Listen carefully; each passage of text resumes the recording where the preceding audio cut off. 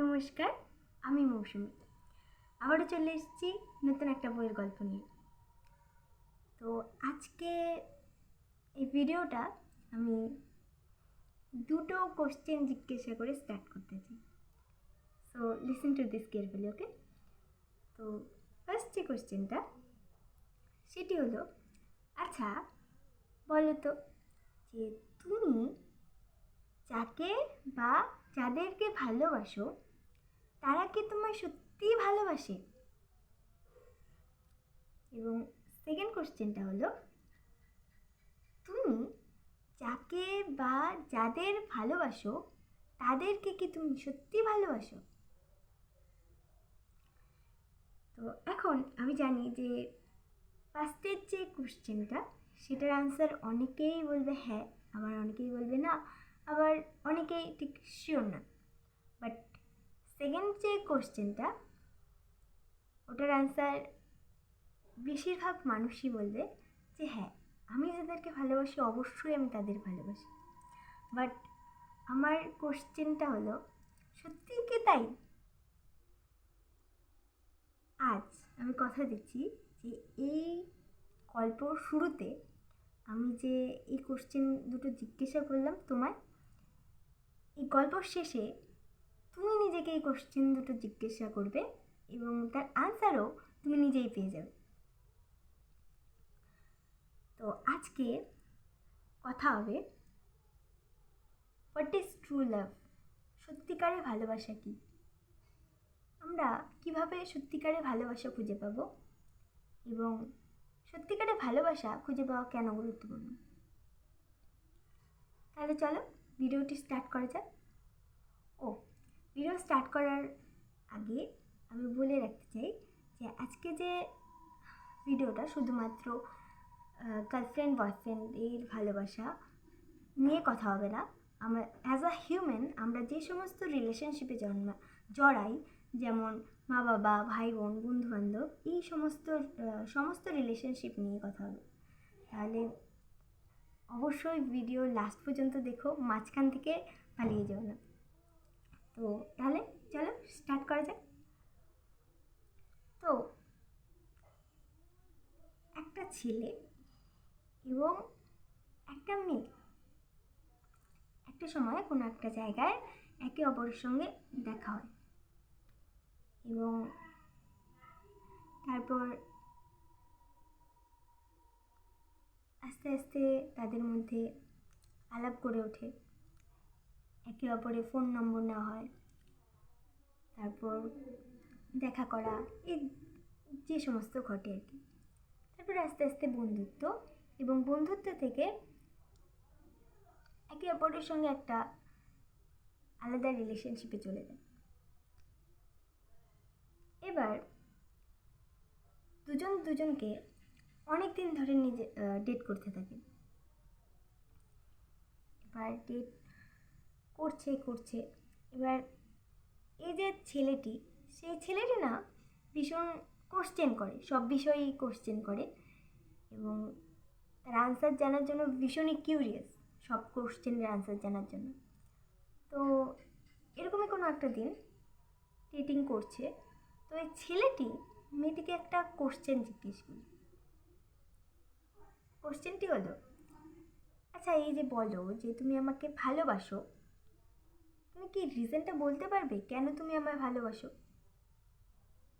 But ওই যে মেয়েটি, সেই মেয়েটি একটি শকিং আনসার দিয়ে দেয়। সে বলে যে আমি জানিই না কেন যে আমি তোমায় ভালোবাসি। সেই আনসারটি শুনে অফকোর্স ছেলেটি একটু রেগে যায় এবং সে আনসার দেয় যে আমাকে যদি তুমি জিজ্ঞেস করো তাহলে আমি 100টা রিজন বলতে পারবো, তুমি একটা দুটো বলতে পারছো না। তো এইভাবেই চলে। বাট এই ছেলেটি ওখানেই থামেনি, সে আনসার পাওয়ার আশায় কিছুদিন পরপরই একই কোশ্চেন জিজ্ঞেস করে এবং সেই মেয়েটিও একই আনসার দেয়। তো এমন একটা সময় করতে করতে কোশ্চেন জিজ্ঞেস করা হচ্ছে, ও আবার সেম আনসার দিচ্ছে। এরকম করতে করতে ছেলেটি ধৈর্য হারিয়ে ফেলে এবং গিভ আপ করে দেয়। সে আর জিজ্ঞাসা করে না একটা সময়। তো এইভাবে প্রায় 6.5 বছর নাগাদ ডেট করার পর একদিন ছেলেটি নিজেই বুঝতে পারে যে মেয়েটি কেন তার কোশ্চেনে আনসার করতে পারেনি। আর আনসারটি হলো আনকন্ডিশনাল লাভ। ইয়েস, এখন আমি জানি যে তুমি ভাবছো যে হোয়াট ইজ আনকন্ডিশনাল লাভ, এটা আবার কি। ইয়েস, কথা হবে, বাট তার আগে বলে দিই যে এতক্ষণ পর্যন্ত যে গল্পটা বললাম সেই গল্পের ছেলেটি আর কেউ নয়, এই যে এই বইটির লেখক অথর জোসেফ নগিন এবং তার পার্টনার মেকেনা। এনাদের দুজনের গল্প এটা, লাভ স্টোরি। তো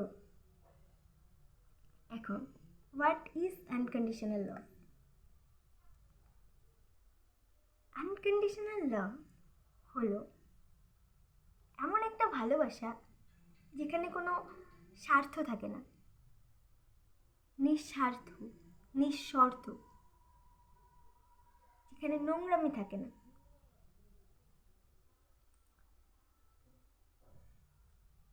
এখন বর্তমান সময়ে সত্যি বলতে গেলে আমরা যদি এই ওয়ার্ডটা যখন শুনি তখন আমাদের একটা আলাদাই ছবি আমাদের মাথায় চলে আসে, একটা আলাদাই জিনিস আমরা ইমাজিন করি, একটা নোংরামি, স্বার্থপরতা।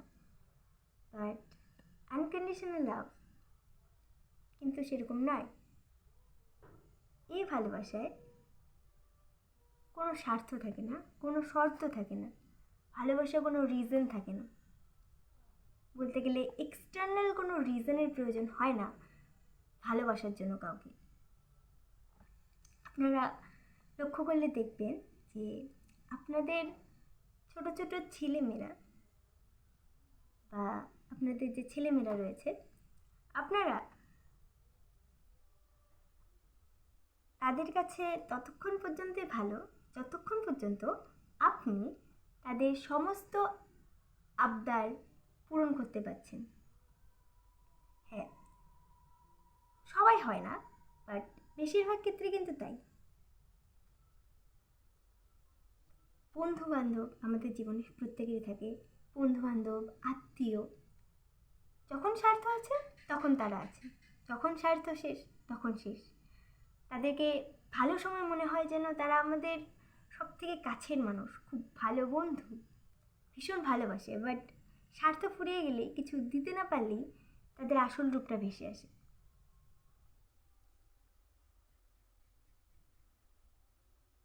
আনকন্ডিশনাল লাভ এরকম নয়। এবার এই যে বুঝলাম আনকন্ডিশনাল লাভটা কি, এই আনকন্ডিশনাল লাভটা আমরা কেন খুঁজবো, খুঁজে পাওয়াটা কেন গুরুত্বপূর্ণ? দেখবে আমাদের লাইফে আমরা যদি আনকন্ডিশনাল লাভ এই মানুষগুলোকে খুঁজে না বের করি যে আমাদেরকে কারা নিঃস্বার্থভাবে ভালোবাসে, তাহলে আমরা সেই স্বার্থপর মানুষগুলোর পেছনে আমাদের গুরুত্বপূর্ণ সময়, আমাদের এনার্জি, আমাদের টাকা পয়সা সমস্ত কিছু ব্যয় করব এবং শেষে দেখা যাবে এই সমস্ত মানুষগুলো আমাদের সঙ্গে থাকবে না। আমাদের দেয়ালে যখন পিঠ ঠেকে যাবে তখন এই সমস্ত মানুষগুলো আর থাকবে না আমাদের পাশে, কারণ তারা তো এক্সটার্নাল রিজনের জন্য আমাদের পাশে ছিল, স্বার্থের জন্য ছিল। তাহলে যখন স্বার্থ শেষ হবে তখন চলে যাবে। কিন্তু আমরা যদি আমাদের লাইফে সেই সমস্ত যারা আমাদেরকে নিঃস্বার্থভাবে ভালোবাসে তাদেরকে আমরা আইডেন্টিফাই করতে পারি, তাহলে আমাদের এই সময়, এনার্জি, টাকা পয়সা, সেই সমস্ত মানুষদের পেছনে ব্যয় করতে পারবো যারা আমাদের শেষ সময় পর্যন্ত আমাদের সঙ্গে থাকবে। আমাদের দেয়ালে যখন পিঠ থেকে যাবে তখন তারা আমাদের সঙ্গে থাকবে। এবং আমাদের প্রত্যেকের লাইফেই এই কোনো না কোনো ব্যক্তি এরকম থাকে। দেখবে আমাদের মা বাবা আমাদের কিন্তু প্রত্যেকটা পরিস্থিতিতে ভালোবাসে। রেজাল্ট খারাপ হচ্ছে, কেউ চাকরি পাচ্ছে না, বেকার, বাইরের লোক নানান কিছু বলছে, বাট মা বাবা কিন্তু স্টিল আমাদের সঙ্গে থাকে। হ্যাঁ, সাময়িকভাবে বকাঝকা করে, বাট আলটিমেটলি তারাই কিন্তু আমাদের পাশে থাকে। হ্যাঁ, এটাও ঠিক যে বর্তমান সময়ে দেখা যায় যে অনেক মা বাবাই নিজেদের ছেলে মেয়েকে তাদের স্বপ্ন পূরণের একটা যন্ত্র বলে মনে করে, তাদেরকে ফোর্স করে বিভিন্ন জিনিস করিয়ে নেওয়ার চেষ্টা করে। বাট বেশিরভাগ মা বাবাই আমাদের কিন্তু আনকন্ডিশনালি ভালোবাসেন, আমাদের সঙ্গে থাকেন। তাই আমাদের এই আনকন্ডিশনাল এই যে সত্যিকারের ভালোবাসা কী এবং এটা বোঝা যেরকম গুরুত্বপূর্ণ, এবং বুঝে সেই সমস্ত মানুষদেরকে কিন্তু আইডেন্টিফাই করাটাও ততটাই গুরুত্বপূর্ণ। এবার আমরা যদি এই আনকন্ডিশনাল লাভ এর সবথেকে বড় উদাহরণ যদি বলি, তাহলে মাতা সীতার রামের প্রতি যে ভালোবাসা ছিল,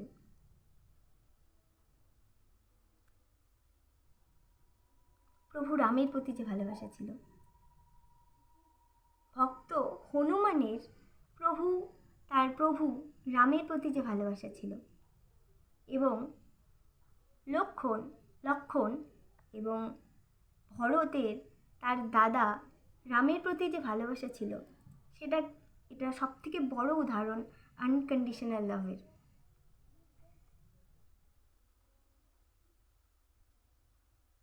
আমরা যদি এরকম আরও অনেক উদাহরণ রয়েছে। মনে আছে আমি যে প্রথমে ভিডিও স্টার্টেই দুটো কোশ্চেন জিজ্ঞেস করেছিলাম? এখন নিজেকে এই কোশ্চেন দুটো জিজ্ঞেস করো এবং তার আনসার যে পাওয়ার চেষ্টা করো যে সত্যিই কি তুমি যাকে ভাবছো যে ভালোবাসো তারা কি সত্যিই তোমায় ভালোবাসে, এবং তুমি যাদেরকে ভাবো তুমি ভালোবাসো তাদেরকে কি তুমি সত্যি ভালোবাসো? এখানে ওই যে গল্পটা বলেছিলাম এই অথরের, এখানে একটা খুব সুন্দর একটা লাইন বলেছে যে দেখা যায় বর্তমান সময়ে যে যারা আমার মতো ইয়ং জেনারেশন যারা রিলেশনশিপে আসে বিভিন্ন বিষয়ে দেখে আসে, স্টেটাস, মানে লুকস, বিভিন্ন বিষয়। তো এখানে যখন সেই অথরের রিয়েলাইজ হলো যে কেন পারছে না, তখন সে কোশ্চেন দুটো জিজ্ঞেস করছে। যে আমি পড়ছি, I asked myself, did I love her because of her love or because she loves helping other people? What happens if she doesn't love one day or doesn't help someone that day? Do I stop loving her if she doesn't do the things that I said were the reasons that I love her? সে বলছে এই কথাগুলো যে আমি কাউকে এই জিনিসটা দিকে ভালোবাসলাম, আমি তার হাসি দেখে ভালোবাসলাম, বা সে ভালো কাজ করে দেখে ভালোবাসলাম। কেমন হয় যদি কোনো একটা সময় সেই হাসা, সেই লুকসটা থাকলো না, বা সেই ভালো কাজটা করলো না, তাহলে কি আমি তাকে ভালোবাসা বন্ধ করে দেব? তাকে কি আর আমি ভালোবাসবো না? এই কোশ্চেনটা অথর করছেন নিজেকে।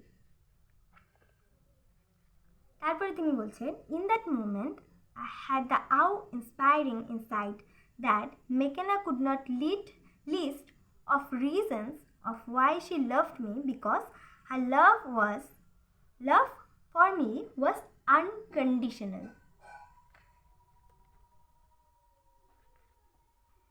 শেষে ইনি অথর এই কথাটা বুঝতে পারছেন, বলছেন একটা লাইন এখানে খুব ভালো, যে this unconditional love doesn't come from external reasons. বাইরের কোনো রিজনের জন্য এই আনকন্ডিশনাল লাভটা আসে না, আনকন্ডিশনাল ভালোবাসাটা আসে না।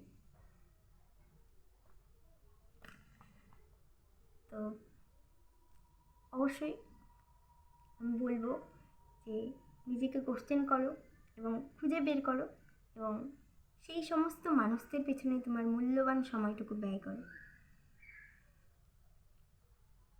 তো ইয়েস, আজকে আমার তরফ থেকে এতটুকুই।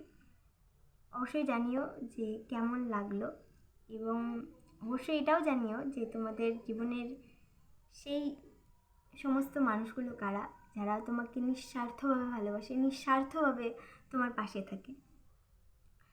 এবং এই যে এই বইটি আমি কয়েকদিন আগে, এই বইটি এবং আরও দুটো বই আমি অর্ডার করেছিলাম কয়েকদিন আগে, ভেবেছিলাম যে কয়েকদিন পরে পড়বো, বাট আর তর্স হইল না, পড়েই নিলাম।